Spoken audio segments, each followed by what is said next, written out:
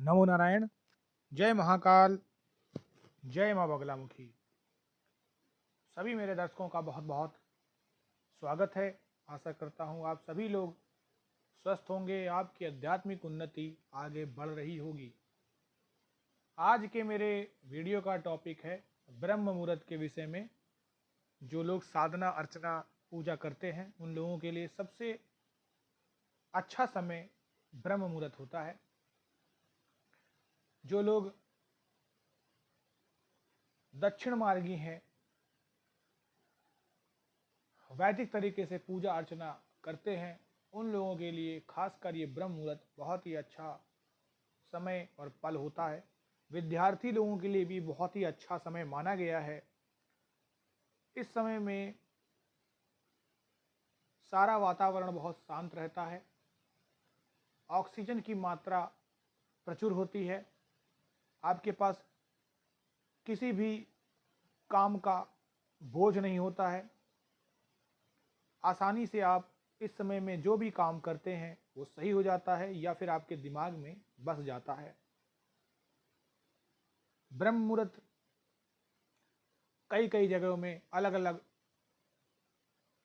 Time में दिया गया है। कोई 3:30 बोलता है, कोई 4 बजे बोलता है, लेकिन ब्रह्म मुहूर्त इस तरीके से नहीं होता है।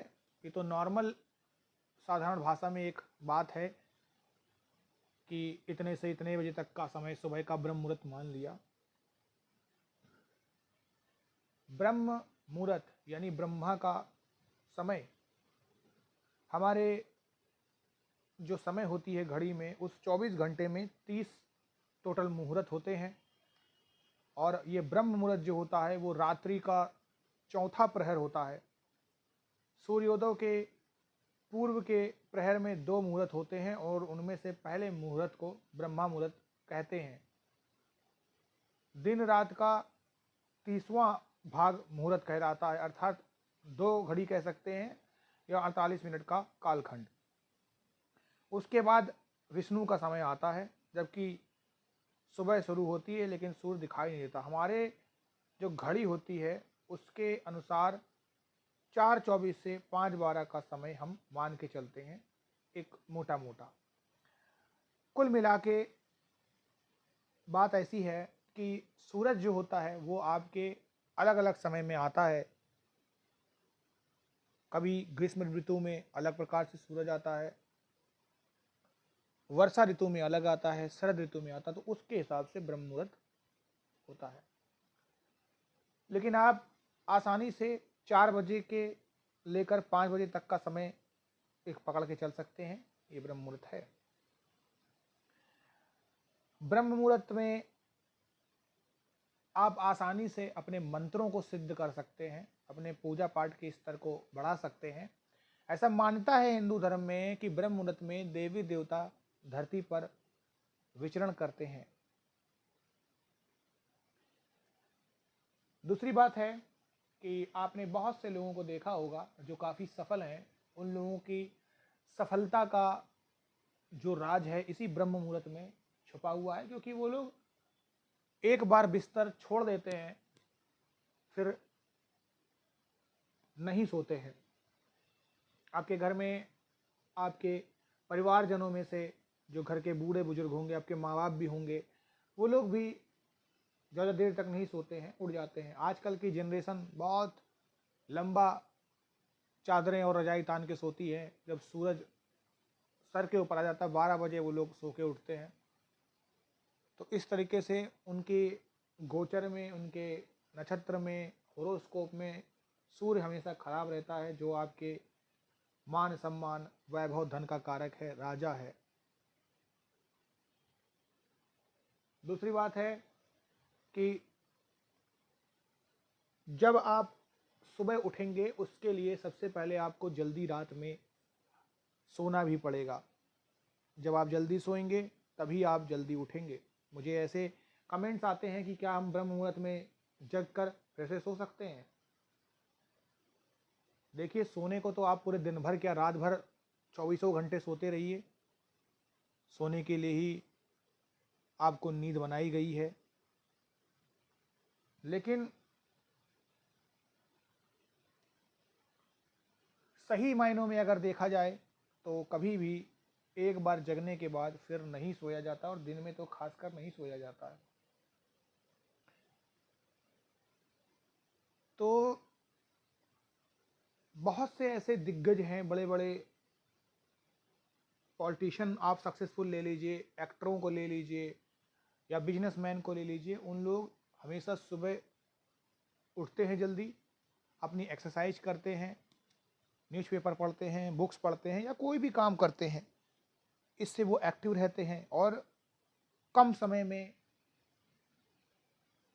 आप सोचते होंगे कि कैसे वो इतना कम सोने के बावजूद भी एक्टिव रहते हैं, उनका शरीर एक्टिव रहता है, क्योंकि उन्हें ये जो एनर्जी मिलती है वो उनकी साधना, अर्चना, एक्सरसाइज सबसे मिल जाती है। ब्रह्म मुहूर्त में जब भी आप उठें तो आप ओम का उच्चारण करें, आप गायत्री मंत्र का उच्चारण कर सकते हैं। वैसे तो ब्रह्म मुहूर्त में हमेशा 4 काम ही करने चाहिए। एक तो वंदन, यानी उस भगवान की वंदना, दूसरा ध्यान, तीसरा प्रार्थना और चौथा अध्ययन, यानी विद्यार्थियों के लिए भी ये चीज कही गई है।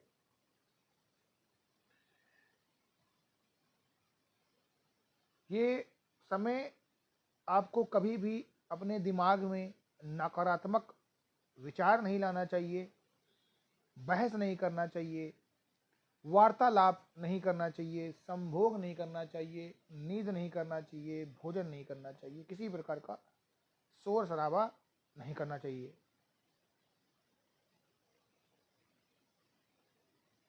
इस समय सारा वातावरण शांतिमय होता है, निर्मल होता है।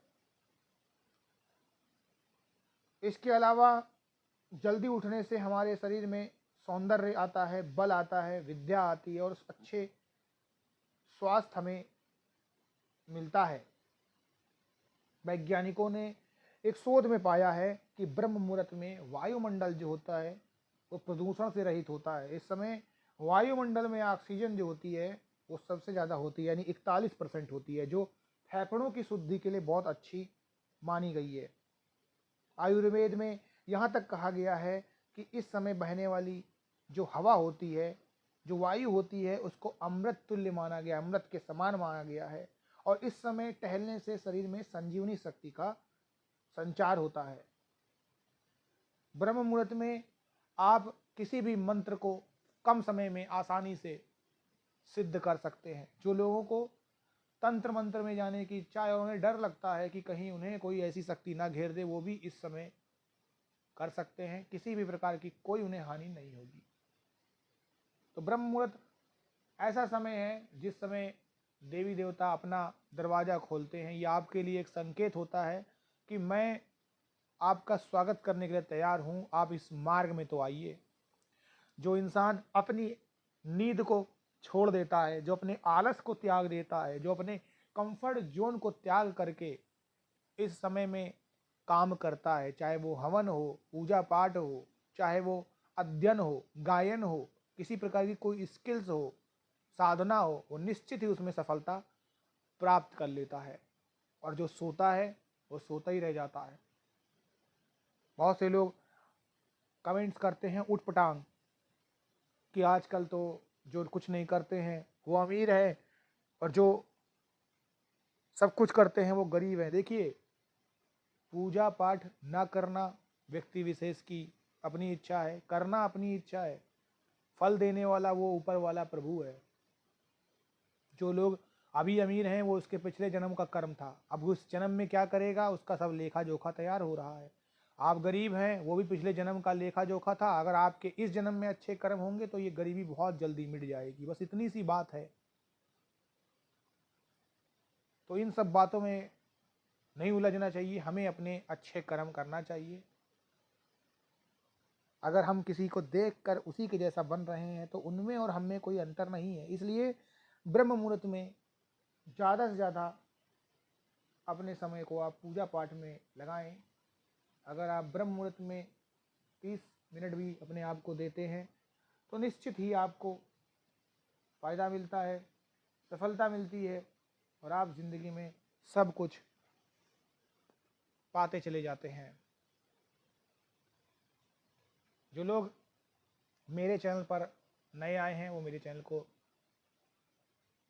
लाइक और सब्सक्राइब करें, बेल आइकन नोटिफिकेशन को भी दबाएं ताकि नेक्स्ट वीडियो भी आपको मिलती रहे। इस वीडियो को ज़्यादा से ज़्यादा शेयर करें ताकि और लोगों तक पहुँचे, ये चैनल थोड़ा सा और आगे बढ़े।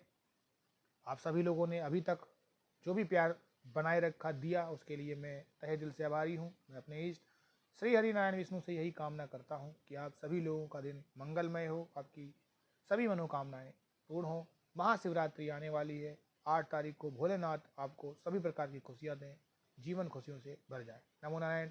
जय महाकाल, जय मां बगला।